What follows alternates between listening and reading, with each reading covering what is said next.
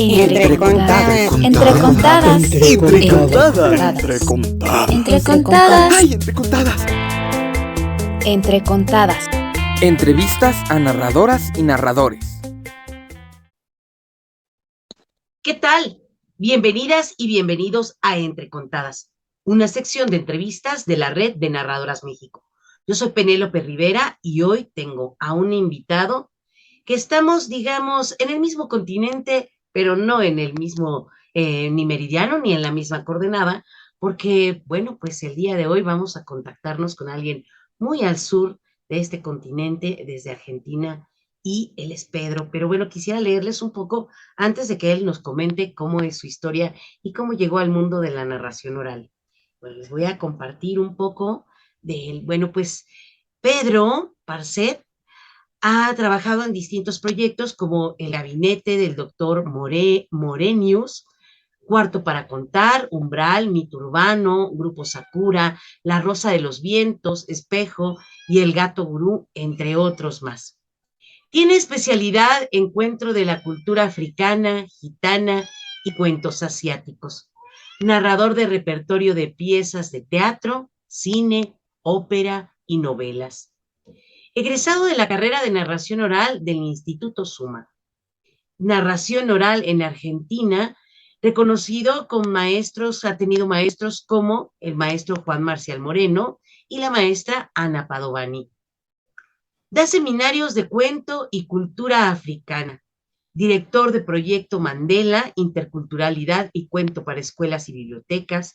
Codirector de Sabo Arts, eventos de arte y cultura con artistas argentinos y africanos. Participó en distintos eventos como Afro, como narrador y coordinador de eventos. Sus maestros y referentes directos africanos son el maestro Sanati Abdullah Sanati, de Egipto, Tradición y Jurisprudencia Islámica, maestro Bilal Hassem Bolama, Mauritania, Tradiciones del Desierto, maestro Sal Mamadou, quizá no lo estoy pronunciando bien, voy a castellanizar, también de Mauritania en tradición oral, el maestro Boniface Ofogo, de Camerún en narración oral e interculturalidad, también el maestro Bouba Keita de Senegal, de djembe y cantos tradicionales, el maestro de Heilaba Baba Maili, de Malí, consulta permanente sobre grandes epopeyas, el griot Keba Sissoko de Senegal, cuentos de tradición y epopeyas, el griot Mabaye, ya nos dirás tú más de estas lenguas, de Senegal, música y ritmos de Sabar, el maestro Ibrahima de Senegal, de ritmos tradicionales, de Souruba, Aliou Diame de Senegal, de cultura y tradición diola, Ino Sorsi de Ghana, de narración oral, y Edu Gorsi de Guinea Ecuatorial, entrenamiento actoral, danzas, percusión de Guinea Ecuatorial. Y desde el año 2002 realizó presentaciones en bares, teatros, espacios públicos, bibliotecas, escuelas, hospitales y muchos escenarios, festivales, encuentros internacionales de narración oral, entre otros espacios que, bueno, pues ya nos irás contando. ¿Cómo estás, Pedro? Pues bienvenido a Entre Bien. Bueno, querida, un gusto. Gracias por la invitación. Gracias a toda la audiencia. Es un placer compartir con vos y con toda la gente de México, ¿no? Que tengo muchos compañeros y amigos en México, narradores también, ¿no? Así Qué que te gusto. agradezco mucho. Sí, Qué bien, pues bueno, les va a dar mucho gusto mirarte aquí contándonos tu historia. Y bueno, pues antes de que nos cuentes cómo está, porque te has vuelto un puente entre la narración oral de África y la narración oral de América del Sur. Pero bueno, me gustaría que nos compartas así de cuando eras tú pequeño. ¿Te gustaba contar historias? ¿Ya se te daba? ¿Cómo era tu contexto familiar? ¿Eras tímido o eras muy desinhibido, un contador de historias nato? Cuéntanos cómo empezó esto en casa o en la escuela, o de dónde surge esta necesidad de la oralidad, de la transmisión de historias. Cuéntanos. Mira, yo soy hijo único, ¿no? Y en mi casa no había literatura, no había libros, no había libros. Lo que sí mis padres leían la vida de una manera muy especial, eran seres muy, muy especiales, muy linda gente, siempre que te enseñaban con cosas muy simples, cosas que realmente son profundas. En realidad la narración da la sensación que puede ser complejo y es algo muy simple y profundo. Y una de las cosas que me enseñó a narrar era mirar la luna en casa. La noche yo vivía en una casa donde había una soga, un alambre donde se colgaba la ropa y yo veía la luna grande, yo digo la luna grande y redonda como mamá Ida, como mi mamá, ¿no? Y veía que la raya de la luna, de la raya del cable ese partía la luna en dos y me quedaba mirando, ¿no? Y me imaginaba el universo que había ahí en esa luna, que un ser se movía, ¿viste? Que siempre hay como un humo negro. Y bueno, y ahí empecé a soñar con los cuentos. Lógicamente recibí cuentos, los cuentos tradicionales, orales, de boca, que se lo escuché a mi madre, a mi madrina, pero no leíamos. Lo que sí, yo siempre tuve un interés muy especial por conocer. A veces me pellizcaba para saber si, cómo existía, cómo vivía, cómo, cómo era la vida, ¿no? Y bueno, y fui comprando libros, escuchando música desde muy chico, pero todo fue una iniciativa mía, esa búsqueda personal, espiritual, religiosa, ¿no? Cómo es Dios, pensaba todas esas cosas de chico, cómo iba a ser mi día de mañana cuando mis padres no estuviesen. Y siempre fui un curioso, no era tímido. Desde muy chico yo salía a la calle prácticamente. Me sentaba en el cordón y ahí me fijaba y miraba ese universo. Siempre tuve un poder de captación muy grande sobre las cosas, ¿no? Eh, y un sentido desarrollado sobre los aromas, sobre todo lo que sonaba un poco más lejos. Era una composición muy interesante, ontológica, de todos los espacios, no era solo que me focalizaba en las personas. Y bueno, fue esa búsqueda que empecé a comprar mis primeros libros y yo leía con mucha avidez, ¿no? Con muchas ganas. Y nunca dejé de leer. Y música extraña para un niño, ya cuando tenía 10 11 12 años, música de la India, música clásica, que no es tan común para un chico. Bueno, me gustaban todas esas cosas, ¿no? Así que todo fue por algo, te digo, por los sentidos. Aprendí a narrar por desarrollar los sentidos, ¿no? Eso sí. Y bueno, después crecí, empecé a cuestionarme temas religiosos. Yo nací católico, apostólico romano, y todo me llevó a conocer el Islam. Luego me islamicé y allí en la mezquita, con el imán, contaba unas historias increíbles, más allá de lo religioso, donde me empezó a quedar todo lo que él hablaba, me quedaba. Todos los cuentos aún los recuerdo, es increíble, ¿eh?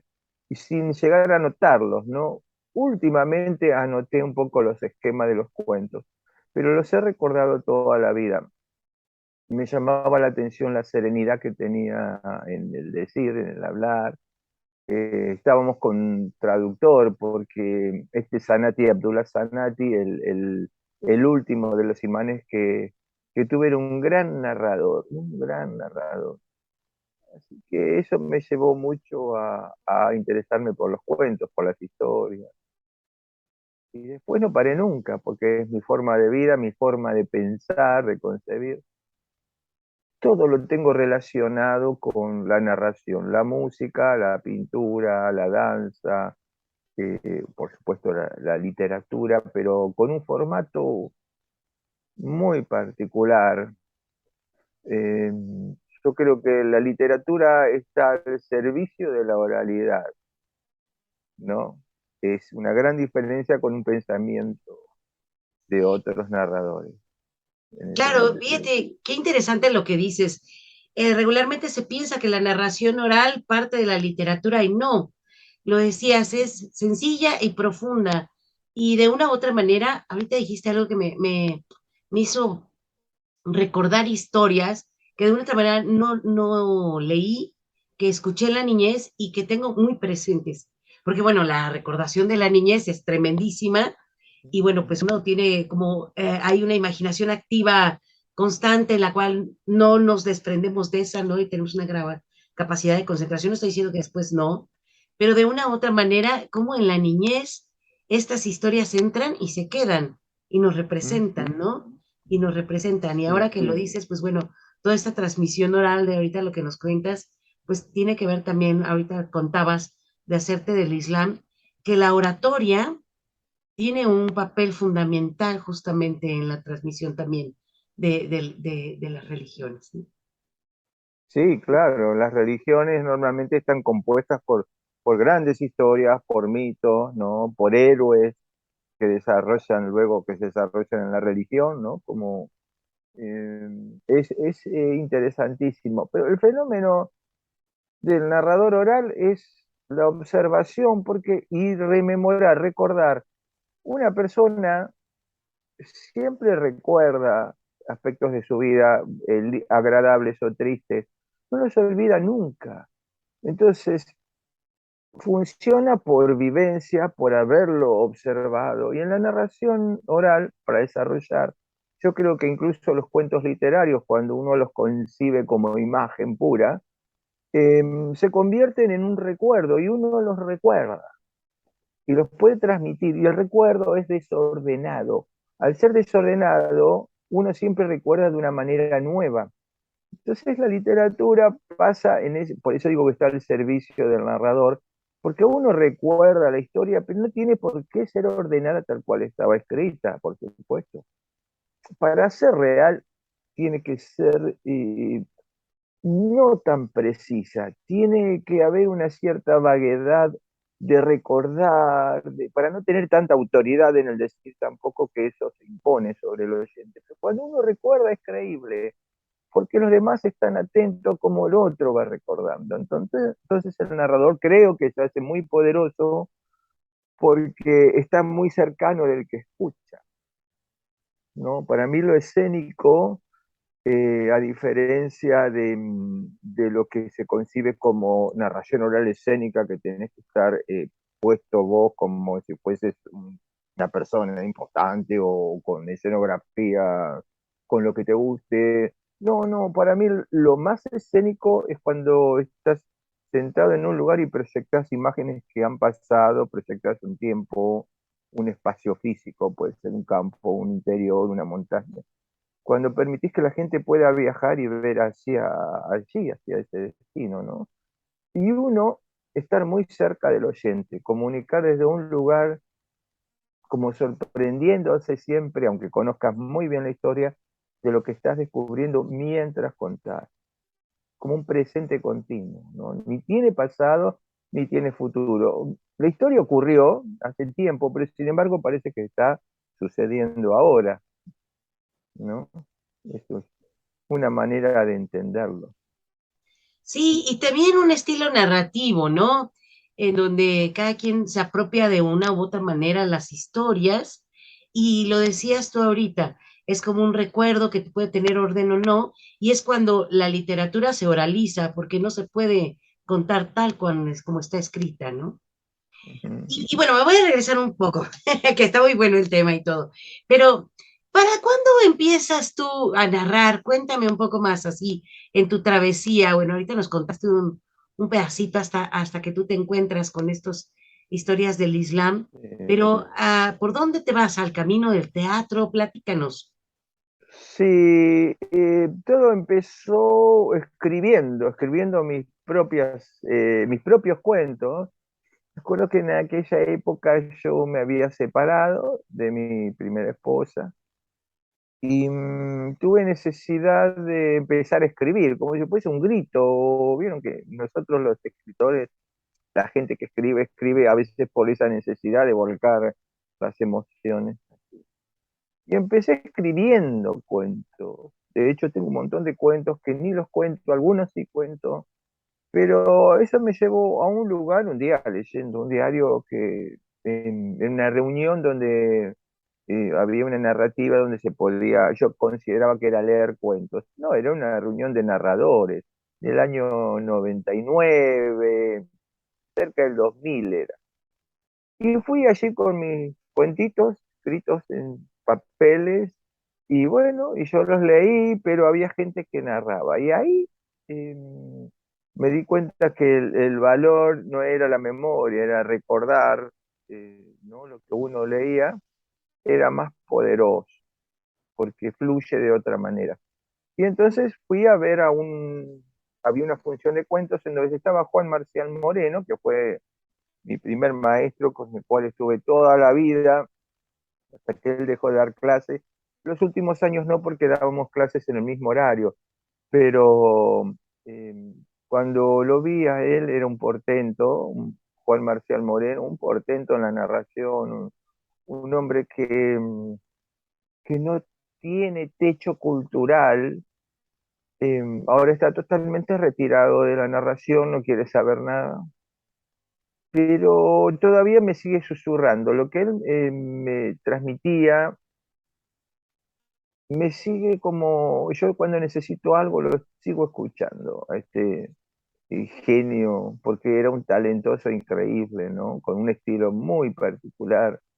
Y él me enseñaba mucho con su propio silencio. Él me observaba mucho y me hacía pensar. El silencio de él era como una prueba para mí, ¿no? Porque no hablaba, no.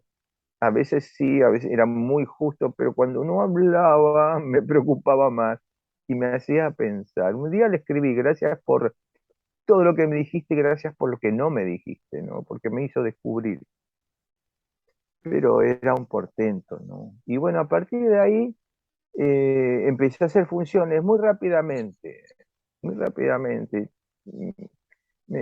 gustaba mucho y me fue muy bien siempre, me fue muy bien. Muchos amigos, fui cosechando muchos amigos, esmerándome, estudiando, siempre estamos en el medio de todas las cosas. Parece que sabemos, cuando creemos que sabemos nos damos cuenta que no sabemos. Después volvemos a creer que sabemos y otra vez después nos damos cuenta que apenas sabemos algo. Y toda esa duda siempre te hace mejorar, ¿no? Como buscando seguir mejorando, reconociendo que estás siempre a mitad de camino. Y en la última etapa de mi vida, cuando Moreno ya dejó de dar clases, yo aquí no tenía, para mi gusto personal, porque cada uno puede encontrar a su maestro, no tenía alguien por mi manera de entender la narración, que me pudiese ayudar. Yo creo en un maestro, mira lo que te digo, ¿no? Que con un maestro te alcanza para toda la vida y nunca lo vas a alcanzar. Y como yo conocí a Ana, también de aquella época, y Ana también es otro gran referente aquí en la Argentina, una gran persona, recurrí a Ana, y Ana también es otro portento como profesional y como ser humano. Ana me abrió muchas puertas en el mundo de la narración, con mucho afecto, y es una amiga personal realmente. Entonces estoy agradecido a ellos dos, ¿no? Hay gente que hace talleres, muchos talleres, con mucha gente, y me parece muy bien porque son decisiones personales. Pero cuando realmente hay que diferenciar entre tallerista y maestro, mucho hay que diferenciar. Cuando tienes un maestro que te pone la mirada, y ahí está el secreto para mí, te puso la mirada esa persona que tiene algo para darte que vos siempre va a tener más para vos, ¿no? Y encima talentoso.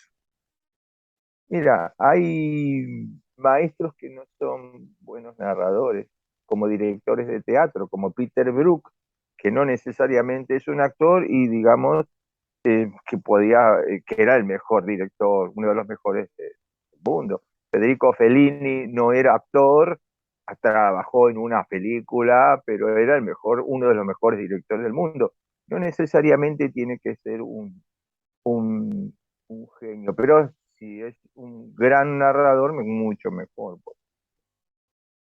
Hay gente que sabe acompañar a los alumnos. Muy cierto lo que dices, porque creo que hay personas que pueden ser maestros de vida o maestras de vida y esas te van a dejar no solamente técnicas y métodos de lo que ellos realizan, sino van a generar en los alumnos que exploten el máximo de las capacidades, que exploren, que generen propuestas, ¿no? Y eso creo que se vuelve pieza clave.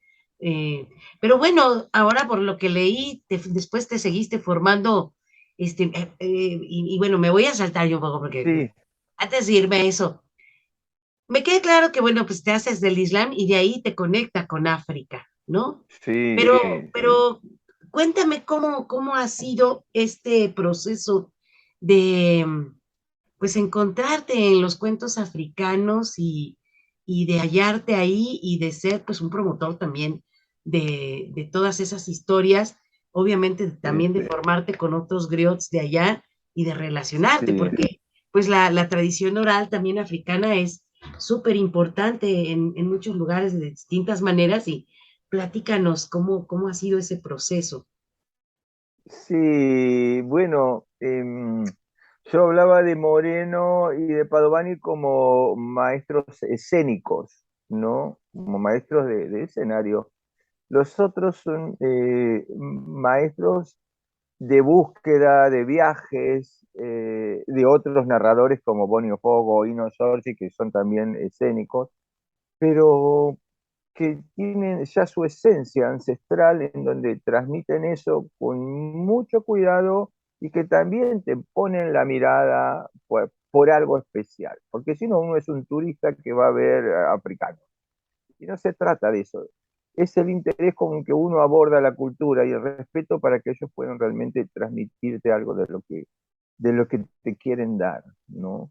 Yo empecé a relacionarme con ellos, ya te dije, por motivos religiosos, por supuesto, ir a Mauritania y conocer a un maestro mauritano de allá, estar en Marruecos también y conocer a otras personas, narradoras de plaza, como en Chemafna, donde está Marrakech, que están los grandes narradores. Todo eso es una gran inspiración. Y después fue una búsqueda personal de tratar de estudiar con cada uno. Algunos de ellos llegaron a Argentina, otros los conocí en Senegal, eh, mediante la música, porque también la música, los griots son músicos, son personas que cantan, que tocan instrumentos y que cuentan epopeyas. Entonces me fui acercando a ese mundo y lo que me pareció fascinante del mundo africano es el control de la serenidad y de la manera de hablar, cómo terminan dominando al apurado, digamos, a la persona que habla muy occidental, a un ritmo tremendo. Entonces, tomé esa forma de comunicar. La técnica del griot es muy diversa, puede ser hablada, puede ser cantada, puede ser recitada, tocando instrumentos o no, pero lo que sí es fundamental es cómo se comunican mediante la observación, ¿no? Dos ojos para mirar, dos orejas para escuchar, una boca para, ¿no? Hablar menos y escuchar y observar más, desde un lugar muy rico.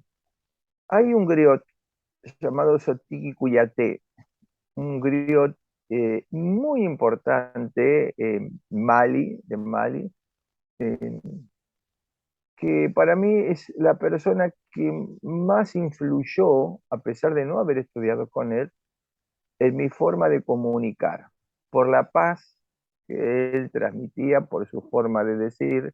De hecho, fue uno de los actores principales de la escuadra de Peter Brook. él y Yoshio Oida, el japonés también. Y todo lo que él ha hecho yo lo he estudiado minuciosamente, tanto como actor como narrador o como persona que da talleres, porque ha dado seminarios. Y eso me ha dado una serenidad y una forma de transmitir que yo sé que el que escucha se serena también, ¿no? No se puede transmitir desde, me parece a mí, desde una velocidad sideral las cosas, porque el otro tiene que ir comprendiendo a la vez con uno. Y ese poder de observación, de mirar a las otras personas, de comunicarse con mucha ternura, influye en la narración. Yo creo que lo importante es que si uno no tiene ternura, como dijiste antes un maestro, si no tiene ternura con un alumno, si no tiene ternura con el oyente, no comunica bien, no comunica bien, porque hace la de él. No, no, no, es algo entre todos. Y siempre poner la mirada hasta en el último de las personas que te viene a ver, que a veces queda alguno más retirado. En el fondo, no, yo necesito verlo, entonces le pido que por favor si se puede mover. Hay gente que es muy tímida y lo hace por una serie de motivos y hay que respetar todo. Pero siempre mirar a todas las personas, ¿no? Antes de comenzar a narrar. Tratar de ver, bueno, cuántos somos, en qué nave estamos todos, estamos como reunidos aquí. Es muy normal pensar en los que están allí, en los que no están, y se pide por ellos también. No ha venido fulano, no ha venido sultano, no ha venido, ¿cómo estarán? Esperemos que estén bien. Toda una sociedad que narra en la boca de uno, en ese momento que es ese narrador fortuito, en este caso puedo ser yo. Todo eso me atrapó. Y es muy escénico, a pesar de que estoy hablando de una narración comunitaria, de alrededor del fuego, sentado, como te guste, pero es totalmente escénico. No hay mejor escenografía que la naturaleza o simplemente la nada, pero hacer viajar a los mundos de los cuentos, ¿no? Eso es interesante, Sí, los fíjate, escenarios. a veces concebimos como la narración oral en un espacio escénico más teatralizado que no propiamente es teatro, pero la narración oral habita realmente en muchos espacios, en la intimidad, en casa, contándole a alguien, o bien en un pequeño grupo, como lo dices tú, en el espacio abierto, en el campo, o aquel lugar en donde puedan contarse las historias, ¿no? Incluso pueden ser hospitales o pueden ser otros lugares en donde se da una convención de lo escénico entre el que narra y el que escucha, o de quien narra y quienes escuchan, ¿no? Que eso también pues, se vuelve hacia lo colectivo, que es muy interesante. Me gustaría que nos compartas un cuento y ahorita nos platicas por dónde te gusta llegar a las historias o si las historias llegan a ti. Pero antes de eso, me gustaría que ahorita entre contada y contada nos compartas un cuento. Bueno, a ver, vamos a contar una historia africana que habla de un niño llamado Puli. Puli. Puli tenía unos 5 o 6 años de edad y era el hijo de un gran cazador que tenía poderes de hechicería. Y este hombre a la vez tenía 3 hijos más, todos grandes cazadores, eran mayores que Puli, eran adultos. Y un día el padre de Puli le dijo a su mujer, mujer, me voy de cacería y no sé cuándo voy a regresar. Tomó la lanza, el escudo, se marchó. Esa noche el hombre, el jefe este, no había regresado y el pequeño Puli dijo, madre, ¿cuándo viene padre? Y la madre no contestaba.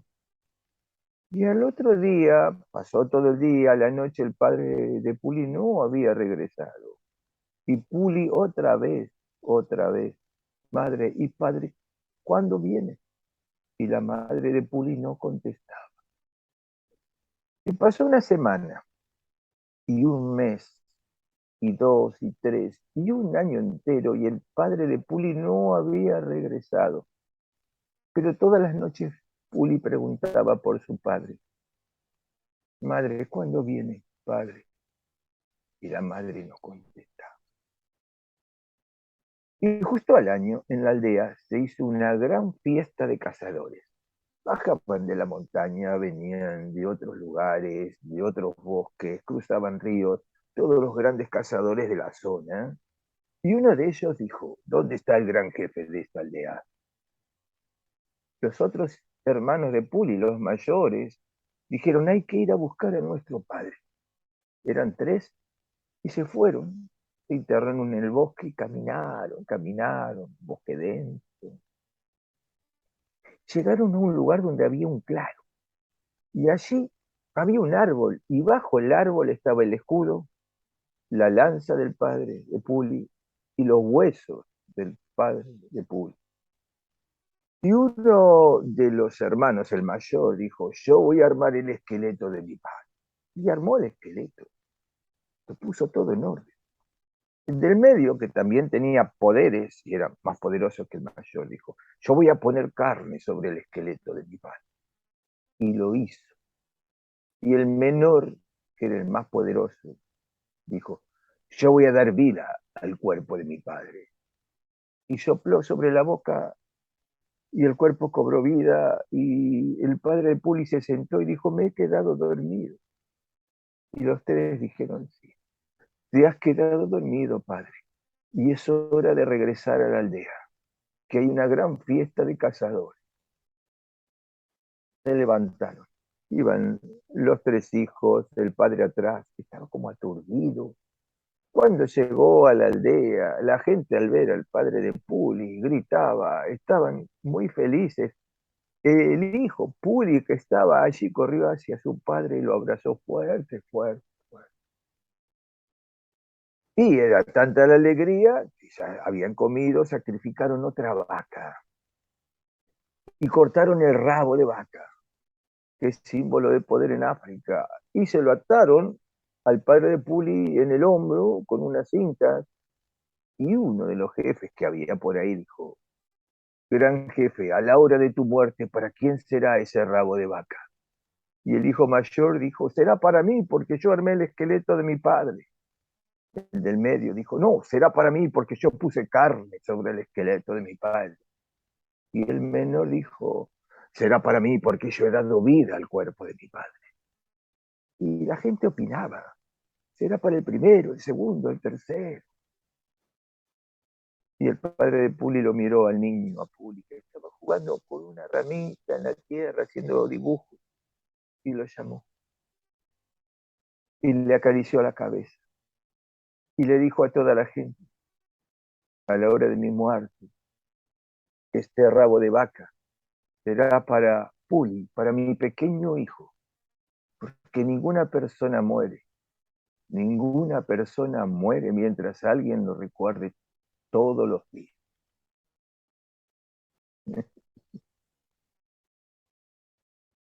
qué belleza, qué simbólico, ¿no? Estar en el Y, recuerdo. Y además, a lo mejor me haces, ya sabes, en México tenemos una relación con la muerte, ¿no? Muy tremenda. oh, claro, claro, claro. Recordar siempre a los que se fueron es parte súper indispensable de que permanezcan vivos, ¿no? Esa es parte también como de los que quedamos en este plano y ya después nos encontramos en el otro, que es justamente esta parte de las creencias. Sí, Y sí, bueno, los ahorita que nos ancestros. contaste perdón, ibas a comentar algo. No, No. no, los ancestros que siempre nos acompañan y nos cuidan, claro. Sí, sí. Y ahorita, bueno, pues escuchando esta historia, me gustaría que nos cuentes cómo llegan estos cuentos africanos a ti, o cómo es que te empiezas a relacionar tú con ellos te escogen, tú los escoges, o aparece como magia justamente que se encontraron los unos con los otros. Cuéntame, ¿cómo es que empiezas a generar una, pues obviamente como un gusto, un placer, una necesidad de contar historias africanas? ¿Cómo nace esto? No solamente, bueno, ahorita ya nos contaste tu acercamiento hacia África, pero bueno, ¿cómo conectas con los cuentos africanos? o cómo seleccionas tú para tu repertorio? Creo que ya te hice como 1000 preguntas, pero bueno, cuéntanos todo lo que tú Sí, consideres. sí, a mí la tradición oral, mira que cuento muchos cuentos de autor también, ¿eh? Y piezas muy grandes, piezas de teatro y de autores importantes, pero son dos caminos distintos que perfectamente uno se puede desdoblar en muchos seres que narra. Uno es muchos seres que narra, ¿no? Distintos estilos, distintas formas. Pero lo africano llegó por esa búsqueda interior, tal vez por un amor por los deportistas de la época del Black Power, en donde se islamizaban y buscar ese origen afro, esa descendencia, ¿no? que uno tiene también. Y por la música africana, porque siempre fui un cultor de la música africana, desde chico escuchaba también, más allá de la música de la India, la clásica, mucha música del Motown, ¿viste? Toda esa música del África, de los americanos negros. Y siempre tuve un acercamiento, aparte yo toco instrumentos musicales africanos, y bueno, así llegaron las historias. Empecé a encontrarme con cuentos africanos. Tengo una colección, como 6000 cuentos africanos, porque colecciono, yo soy tremendo, compro todo, todo, todo, todo. Escucho mucho también toda esta gente que vos nombraste, con muchos me comunico continuamente y siempre hay respuesta, en un tiempo muy africano, pero siempre hay respuesta a las preguntas. Entonces así fui recopilando mucho material africano y es todo un estilo. No tiene nada que ver con los cuentos de Medio Oriente, ni con los cuentos japoneses, ni con los cuentos gitanos, que también me gustan mucho, ni con menos con los cuentos occidentales, ¿no? Digamos, los de tradición oral occidental, que pueden ser los alemanes, los Grimm, los Afanasiev, los rusos, o los Calvino, los italianos. No, no, no. Son cuentos que tienen ritmos totalmente distintos, aunque vas a encontrar los mismos cuentos en todas las culturas, ¿eh? En todas, todas, las americanas, las de Oriente Medio, los mismos cuentos, los africanos, los europeos, todos habitan los mismos cuentos. Pero son formas de decir, los símbolos son distintos. Eh, la Tierra es la misma en el universo, pero es distinta. El medio ambiente es distinto, ¿no? La forma de moverse es distinta. Tal vez el ritmo de los cuentos nacen a partir del movimiento de cada etnia, de cada lugar, porque algunos caminan más lento, otros van más rápidos, y así los cuerpos te van conformando. Si sos muy observador, encontrás un tono para cada cultura, ¿no? Y ahí viene un detalle muy importante, ¿no? No apropiarse de lo que no es tuyo, sí respetar y acercarse a la cultura para aprender de la cultura, que ahí hay que tener mucho cuidado con eso, ¿no? Y uno es llevarlo de que tiene uno, por supuesto, y darlo, porque no es todo tomar del otro, sino la seguridad. Hay un proverbio africano que dice, si de Sotigi Cuyate, si no sabes dónde vas, recuerda siempre de dónde vienes, ¿no? Siempre llevar lo suyo para compartir, porque es aprender del otro y entregar lo suyo con mucho orgullo, ¿no? Entonces lo africano me vino por este también acto de maestros humildes, por decirlo, ¿no? Eh, pero con mucha firmeza. El tema es que sea la gente muy simple, con un vocabulario interesantísimo, basado en la naturaleza, en donde no necesita muchas palabras para decir lo mayor. Eso es lo que me atrapó. Eh, ¿Con qué corpus de palabras de vida pueden comunicar historias de vida? La literatura comunica literatura. Y vos tenés que hacer, tal vez, me parece a mí, siempre que el oyente tiene que convertir la literatura en imágenes cuando, sin embargo, en la oralidad las imágenes están ya sin intermediarios, y uno las puede dar desde una sensibilidad. Y ahí se gana mucho, porque el oyente ya está allí, ¿no?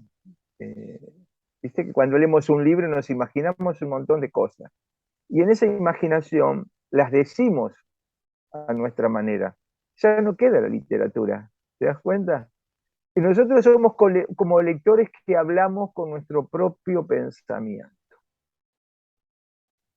Entonces ya nuestra palabra transmite la idea del autor, pero no la palabra precisa del autor.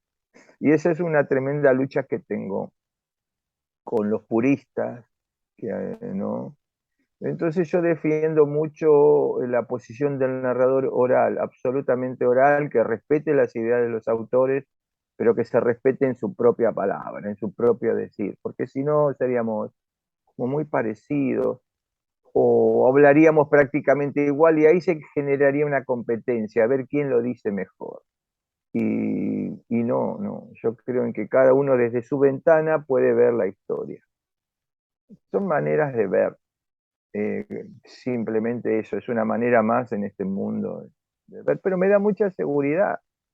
¿No? Entonces lo africano tiene eso, tiene la esencia, tiene el peligro latente, eh, ¿no? Y la musicalidad inigualable que tienen porque predomina el tambor, es un ritmo. Mira, si son los cuentos del África Occidental, como me gusta tanto la música, funcionan más los graves, aparte los escuchás. Si es la música del lado de Oriente, de Sudáfrica, es más música coral, y ahí funcionan más los agudos, ¿no? Entonces, yo creo que también la narración es un tema de música, musicalidad, pero música, comprender. A veces la música encuentra mejor las palabras que las palabras mismas de la literatura.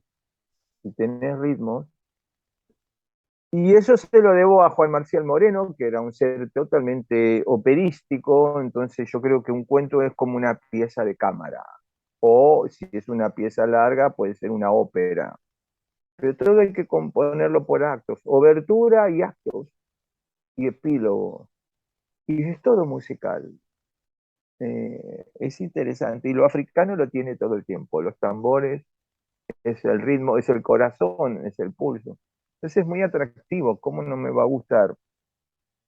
Yo aprendí la música africana a través de los tambores y a través de la fonética también, ¿no? De los sonidos. Entonces, y la repetición de los sonidos no, te va dando ritmo. Y la repetición de los cuentos, con menos palabras, en vez de con más palabras, son como las notas musicales más potentes. Repetir, como una sonata, es repetir las mismas palabras porque el oyente ya la está esperando una y otra vez, ¿no? Entonces, eso es muy africano y muy de la tradición oral de todo el mundo, no solo de África. Pero bueno, es un gran soporte para entender esa musicalidad, esa manera de mirar, ese tremendo silencio, que no es un silencio vacío, ¿no? Eh, Ahí hay ritmo, que cada vez que narras el ritmo, vos lo conocés, pero en ese momento se modifica y es nuevo, es decir, siempre en cada cuento, aunque lo cuentes 50 veces. Mm, Ahí está el gran problema que se genera muchas veces, que uno ya cree que sabe y lo cuenta desde un lugar como de oficio, y ese oficio le hace perder la vida. Hay que contarlo como si nunca lo hubieses contado, ¿no? Eh, el oficio es un tema, la palabra oficio es un tema muy complejo, porque oficio a veces para algunos es utilizar los clichés o aprovechar algo externo que pasa, como que se cae un vaso y lo incorporo, como que entra uno. Es una parte del oficio, es una parte.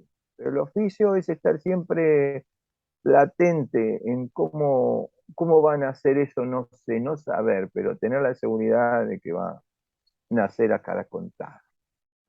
Eso. Y te da serenidad. es un grifo abierto, las palabras siempre vienen, porque ya están. Y ahí es donde digo lo de la musicalidad, porque estás hablando en un sentido musical y ahí van a entrar algunas palabras que no las sabes, pero van a entrar todo el tiempo, ¿no?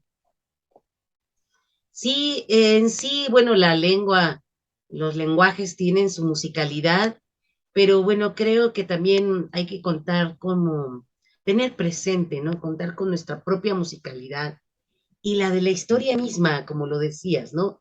La historia misma que te va a contar algo que te lleva por un ritmo y el público también influye, ¿no? Es ese conjunto en donde la música se da.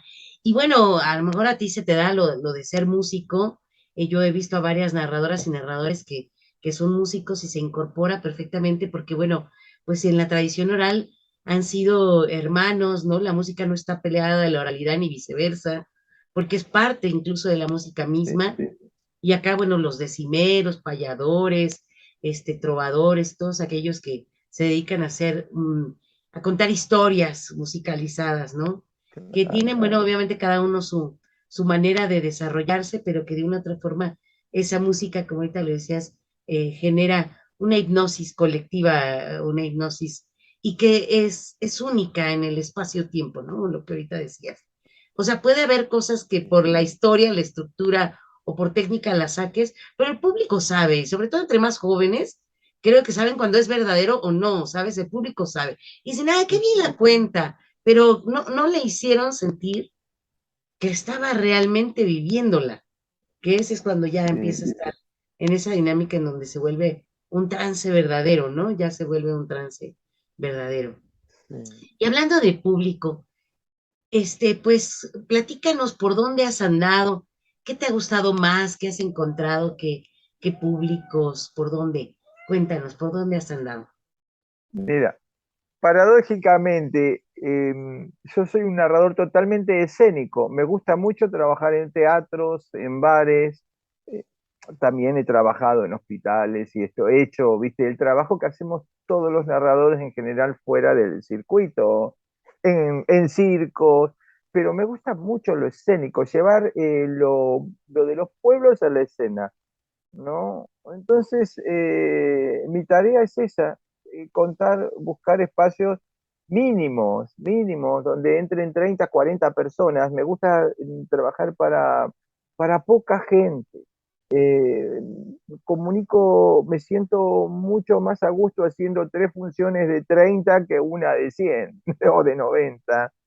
Me gusta mucho tener el contacto con toda la gente. Me gusta mucho verlos venir, verlos llegar. Siempre soy un agradecido porque alguien se molestó para venir a verme, me da su tiempo, se cambió, viajó, y yo, eso para mí es importantísimo. Lo mío son los escenarios en cualquier lugar. Busco bares, soy de narrar mucho en bares y aclimatar los bares como si fuesen teatro bares. Soy de llevar telas para fondear, para hacer el fondo, velas, pero yo durante muchos años di talleres en un bar que todos los sábados hacíamos funciones, un bar que cerró ahora con la pandemia, pero habíamos creado una familia con la gente del bar. Eso también es muy importante, porque no todos los lugares, en todos los lugares puedes contar. Hay lugares que son hostiles para la gente, ¿no? Porque hay ruido, porque no respetan al narrador, porque la gente habla. Necesitas toda una comunión, tanto como con los dueños del negocio, porque ellos también tienen su negocio y tienen sus gastos. Entonces tenés que llegar a un acuerdo con la gente, que les tiene que servir a ellos. No es que yo hago la mía y después me voy. No, a mí me interesa con quién estoy.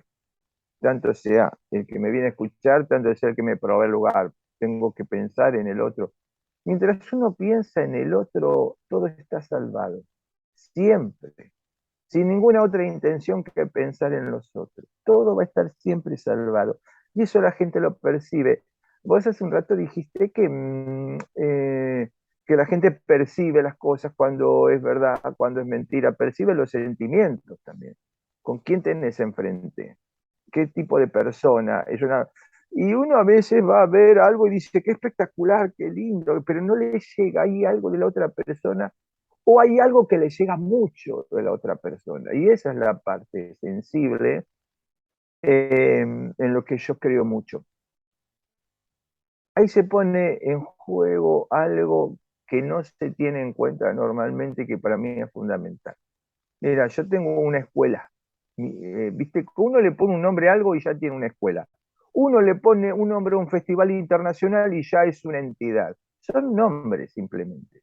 Son nombres en donde nos juntamos, etcétera, y me parece muy lindo porque hay que darle un marco. Lo mío se llama Escuela Sensible de narración oral. Y esto viene todo de un escritor japonés, de Kabata Yasnari, ¿no? El premio Nobel de Literatura, que él tenía la escuela sensitiva de narración en el año 1920, 1930. Lo que hacía este buen hombre era observar absolutamente la vida de las personas de las cuales él iba a hablar. Los cuentos están habitados por seres que ya se le escaparon al escritor de las manos, que tienen su propia sensibilidad. También se le deben escapar al narrador de las manos. Y digo esto por lo siguiente, porque yo nunca ensayo, yo no ensayo los cuentos. Entreno mi organismo y el día de la función tal vez escuche música todo el día, mira lo que te digo, pero la historia yo sé que viene porque ya la conozco. Ahora, si la cuento en tercera persona o en primera, no sé en qué parte el personaje va a hablar, le doy lugar, porque ese personaje que ya lo ha creado el escritor y que lo recrea el narrador, también busca su propia palabra. Va a ser lo que el cuento dice, pero cómo lo va a hacer, yo confío plenamente. Y ahí ocurre algo muy orgánico, muy lindo, porque si te pones a pensar, digo esto, el narrador narra sin esfuerzo, porque en realidad él narra una parte solamente, la otra parte la hacen los personajes, y confías plenamente y ellos te expulsan para hacer su parte. Entonces creo que tenés más captación de cuentos también porque no tenés que hacer un esfuerzo de estudiar un cuento como si fuese una memoria. No sería una realidad si nosotros cuando hablamos no pensamos cómo lo vamos a decir, simplemente lo decimos. La oralidad pasa lo mismo. Si nosotros nos juntamos en un bar 5 veces para hablar del mismo tema, las 5 veces van a ser distintas las cosas que van a salir. El tema va a ser ese. Y esa es la verdad. Esa va a ser la verdad. Cada vez que hables, esa va a ser la verdad del momento, ¿no? Y por otro lado, hablabas de lo que es verdadero, lo que se percibe como verdadero. Me gusta mucho el cine, también uno de los resortes de trabajo que tengo yo es el cine. Federico Fellini decía que para que algo sea verdadero tiene que ser cargado de una fantasía. Una mentira es una verdad. Una verdad por sí misma, decir una verdad por sí misma no alcanza, porque todos tenemos esas verdades en común. Pero para que sea verdad, para que sea creíble, para que sea potente, tiene que tener una carga fantástica. Los cuentos, de hecho, son fantásticos. Lo cotidiano, digamos, en los cuentos autorreferenciales que uno escribe, también necesita fantasía. No puede ser todo tan realista, porque puede ser emotivo. Si es realista, es emotivo, porque hablamos del mantel que era de la abuela y de la cortina que era parecida, la que tenía mamá, y nos motiva, nos emociona. Pero es algo común. El mantel tiene que volar. La abuela tiene que pasar por la ventana. Romper la puerta de un golpe. Esa es una abuela en un cuento. ¿No? Entonces, fíjate la potencia. Si, uy, la abuela de mi amigo entra por la ventana. No te olvidas más de esa abuela. Ahora, si es una abuela arquetípica, como todas las abuelas, decís qué lindo, pero no pasa nada. Entonces, hay que tener mucho cuidado en esa construcción fantástica para que sea una realidad. Como un gran mentiroso, somos como grandes mentirosos que construimos verdades. El otro día hablando con mi hija, decíamos que cuando recordábamos cosas que habían pasado hace muchos años, tal vez no pasaron, pero las vamos diciendo una y otra vez, y se convierten en otra cosa, y otra persona te dice, no fue así, no fue ese día, eso fue otro día, pero ya lo hiciste verdad vos, y la verdad de lo que estás diciendo ahora vos. En la narración pasa lo mismo. ¿Te das cuenta cómo desaparece la literatura escrita? Desaparece, inevitablemente, ¿no? Y eso a riesgo, que ya te digo una y otra vez, de que la gente dice, no, palabra sagrada, la tuya es sagrada, la mía es sagrada, la de cada ser humano es sagrada, respetando la idea, ¿no? Bueno, eso es lo que yo propongo como escuela, ¿no? Ser auténtico con uno mismo, ¿no? Tratando de contar esa historia desde un lugar muy particular, con su ritmo. Y hablando de ritmo y hablando de personajes, es lo que te dije antes. Los personajes saben qué hacer y tienen su propio ritmo, independiente del ritmo del cuento, independiente del ritmo del narrador. Todo es una conjunción, por supuesto que todo eso entra en una ópera, pero ellos tienen su propio pulso para decir, su propio cuerpo, su propia forma.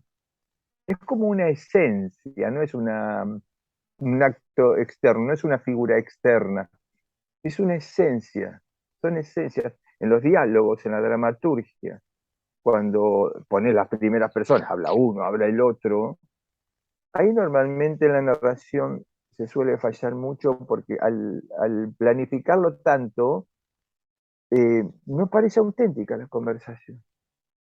Realmente no parece auténtica.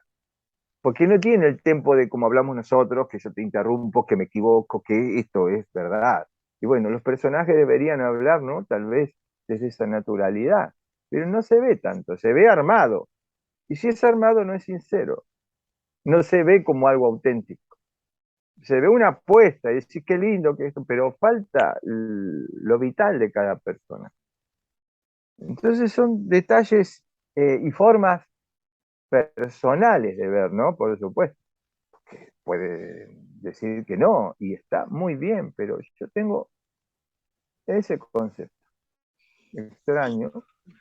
Y son como estilos narrativos, también ahorita tú lo decías. Ah, Tiene que ver mucho con la personalidad.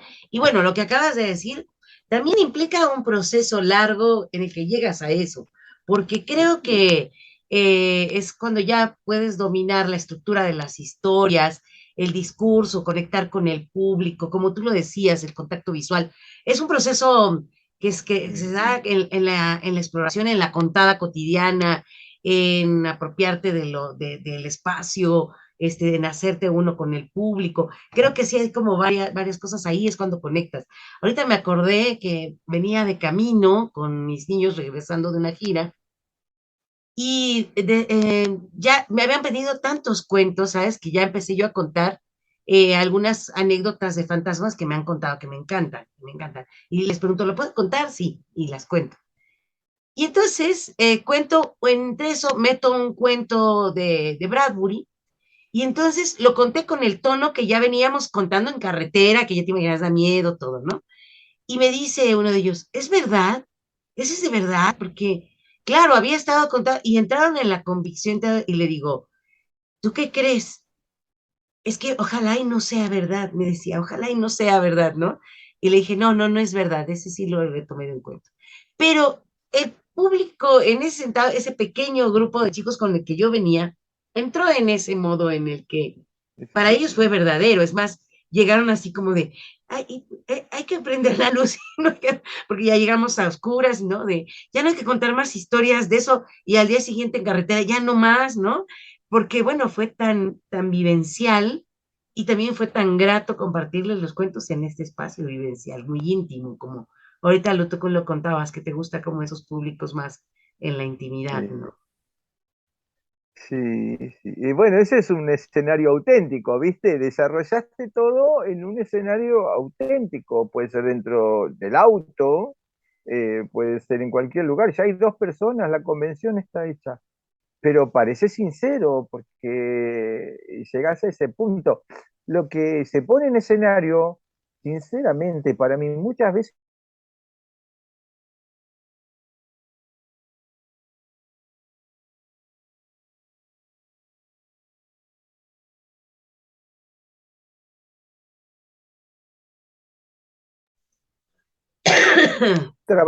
trabándose como nos trabamos las personas. Sí, sí, se trabó un poco. Y Bueno, bueno, ¿te parece si nos compartes otro cuento? sí, hablando de terror, que es un género hermoso. Vos sabés que a mí me gusta mucho el terror japonés también, el horror J. El horror J me encanta porque, bueno, es como lo creepypastas también, ¿no? Eh, pero el terror gitano me gusta mucho. El terror gitano. Este cuento habla de Niglo y Ivana, que eran dos gitanos jóvenes que vivían en una pequeña comunidad. Eran hermosos los dos. Se habían puesto de novios, las familias estaban muy felices. Niglo y Ivana se iban a casar. Se organizó la fiesta, los padres se hablaron, se hizo una fiesta que duró como una semana, había mucha comida, ¿no? Y se casaron. Y estaban ahí en las carretas, todos juntos, viviendo en esa comunidad que iban de un lugar al otro con la compañía, 7, 10 carretas. Y bueno, eh, ella quedó embarazada, ¿no? Vana quedó embarazada. Y la alegría de la gente, de la familia, iba a nacer el hijo de Niglo y Vana, estaban muy felices. Y el tiempo pasó y ella siempre estaba muy delgada, le crecía la pancita nada más. Niglo muy feliz, estaban todos muy contentos. Y una noche Vana comenzó a sentirse mal, mal, mal, mal. Niglo la abrazaba, le cantaba canciones para calmarla, pero ella no se sentía. Así una noche, otra noche, estaba pálida.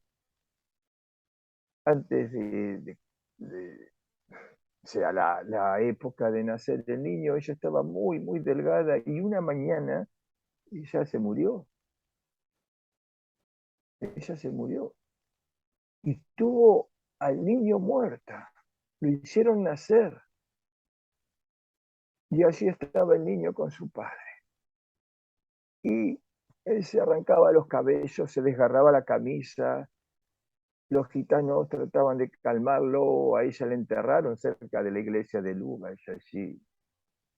Y luego se marcharon, no querían quedarse donde estaban los muertos, pero él quiso quedarse. Niglo se quedó muy cerca de donde estaba la tumba de su mujer. Y es costumbre entre los gitanos quemar todas las pertenencias del muerto, pero él se quedó con una foto de ella. Sí, tiró las demás cosas, sí, la ropa, los cacharros, todo, sí, todo. Se quedó con una foto y con el niño en un carromato, solo, solo y triste, criando a ese niño que lloraba. Y el niño lloraba, lloraba, y él decía, maldición, si tú hubieses muerto y hubiese vivido tu madre, tal vez tendríamos otros niños.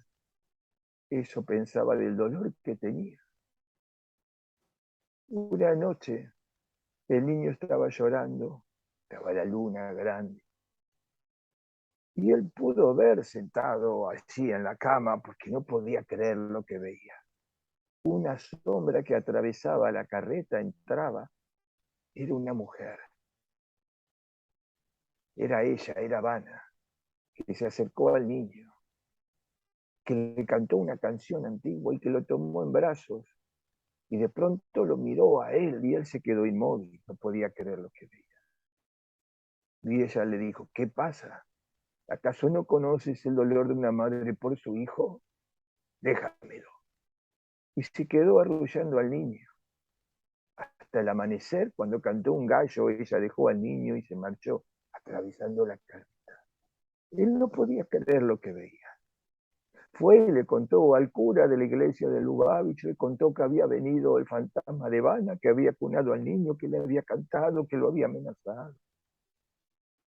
El cura le dijo, dale vuelta la ropa al niño, ponle la ropa al revés y pon esta ristra de ajo en la entrada de la carreta. A la noche siguiente, aún la luna estaba grande, y él pudo ver cómo se acercaba esa sombra al carretón, y pegó un grito la sombra. Y de afuera gritó: ¡quita eso! ¡Quita ese ajo! Y lo hizo. Él quitó el ajo, y ella entró y tomó al niño y lo acunó y le cantó esa canción hermosa, antigua. Y casi amanecía cuando cantó el gallo, dejó al niño, lo miró a él y se marchó. Y él no sabía qué hacer. A la mañana fue de nuevo a contarle al cura. Le dijo el cura: si viene esta noche, cuando ella venga, cuando se acerque al niño, tómala a ella antes de irse y no la sueltes, justo antes del amanecer. A la noche siguiente, otra vez, la luna, la silueta que entró, que tomó al niño, que lo acunó, que le cantó esa canción antigua. Y cuando estaba cantando el gallo y dejó al niño y se estaba por marchar, Niglo se abalanzó sobre ella y la tomó de la cintura, y ella gritaba: déjame, déjame, déjame. Y salió el sol, y ella se hizo ceniza. Solo a él le quedó el vestido de Vana. Cuando miró al niño, el niño había muerto. Y fue a ver al cura y le contó lo que había pasado. Y el cura fue a buscar al niño y junto con él lo llevaron a la tumba donde estaba Vana. Y abrieron la tumba. Y allí estaba ella, con una sonrisa. Y le dieron al niño. ¿Quién le va a negar el niño a su madre? ¿Quién?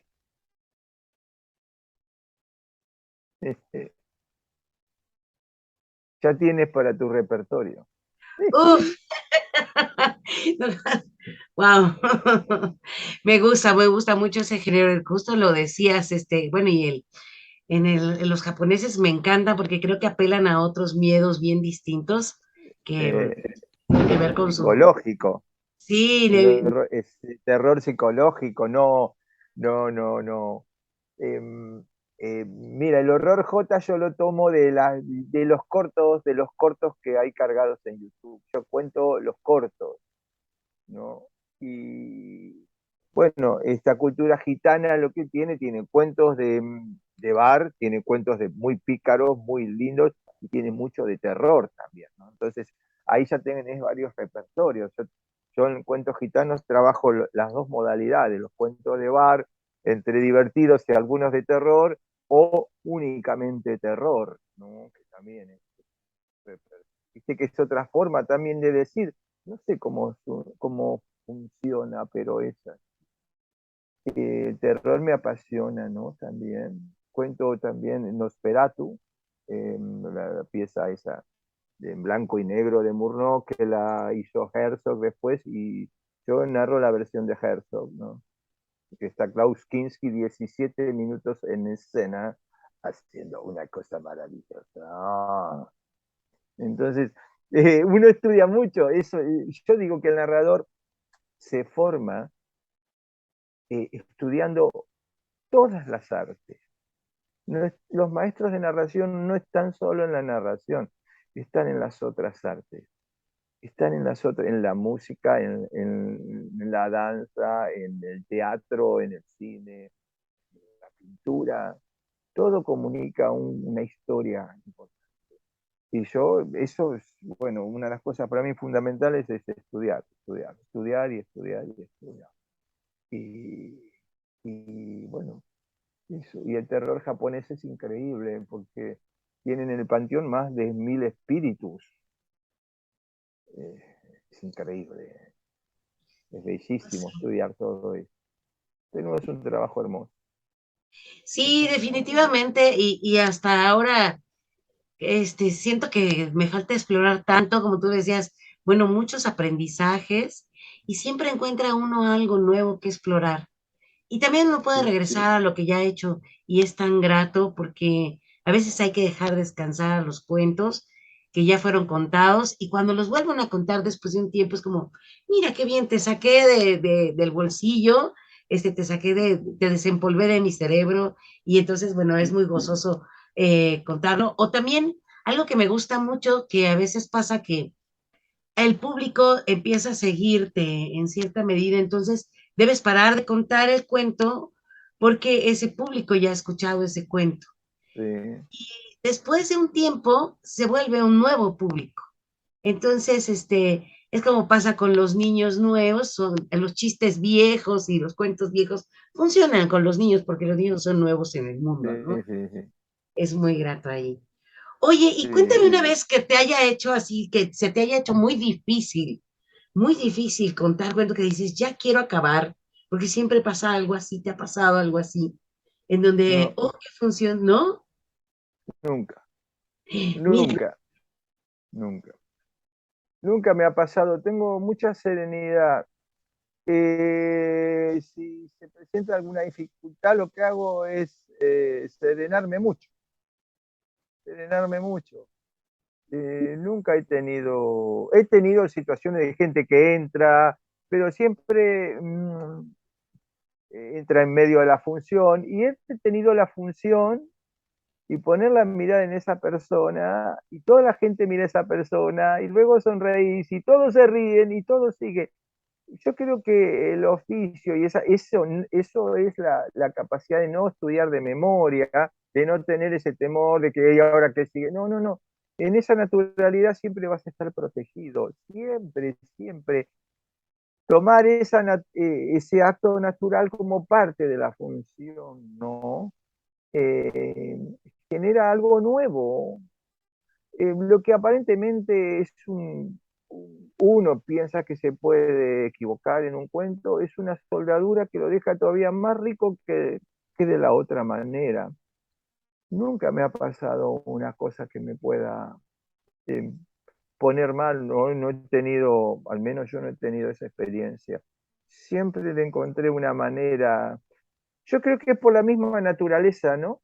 Por esto que yo te comentaba de que un narrador es un ser que está totalmente entregado a los otros, pero no hace la de él, no, está en comunión con los sí, otros. exactamente, ¿no? Ahí, como dices, estás en comunión.